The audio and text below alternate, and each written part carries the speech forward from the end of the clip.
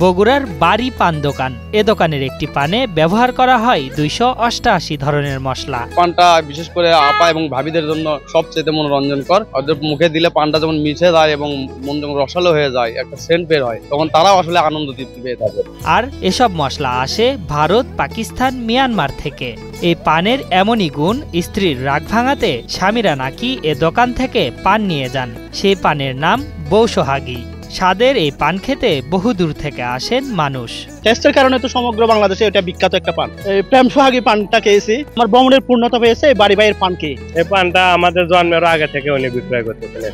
দেশের বিভিন্ন প্রান্ত থেকে দর্শনার্থীরা 2500 বছরের প্রাচীন সভ্যতা পুন্ড্রনগরে ঘুরতে আসেন।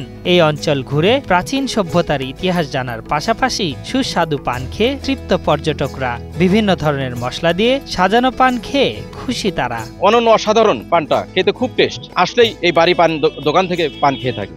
বগুড়ার গোকুলের বেহুলা লক্ষিন্দারের বাসর ঘরের সামনে 35 বছর আগে বাড়ি পান দোকান শুরু করেন আব্দুল বারী। চতুর্থ শ্রেণীতে পড়ার সময় একটি মাটির ঘরে তিনি এই ব্যবসা শুরু করেন। বর্তমানে 288 প্রকার দেশি, বিদেশি এবং নিজের বানানো মশলা দিয়ে তৈরি করেন পান।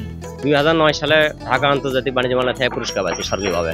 তার হাতের তৈরি এই পান খেয়ে প্রশংসা করছেন সব শ্রেণী পেশার মানুষ।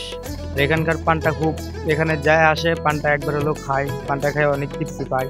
স্বাদের পানের নানা নামও দিয়েছেন বাড়ি। এর মধ্যে বৌসোহাগী, স্বামী সোহাগী, নবাবী কস্তুরী, শাহী, প্রীতিরস এবং প্রেম সোহাগী পান অন্যতম। বিয়ে, শাদী, আকিকা, হালখাতা ও জন্মদিন সহ বিভিন্ন পার্টিতে এ পানের কদর রয়েছে দেশ জুড়ে। পাশাপাশি দেশের বিভিন্ন প্রান্ত থেকে ঘুরতে আসা মানুষ একবার দাঁড়িয়ে পানের স্বাদ না নেওয়া পর্যন্ত তাদের পূর্ণতা পায় না। বাসঘরের সামনে আমার দোকান, 15-20-25 হাজার টাকা প্রতিদিন বিক্রি করি। প্রেম সোহাগীটা বেশি খায়, এখানে ছেলে মেয়ে বেশি আসে তো এই জানি ওই প্রেম সোহাগী পানটা বেশি খায়। বাড়ি পান ঘরে 10 টাকা থেকে শুরু করে 100 টাকার পান রয়েছে। সুস্বাদু এ পান বিক্রি করে বিভিন্ন পুরস্কার পেয়েছেন বাড়ি। আশরাফুল ইসলাম, 71।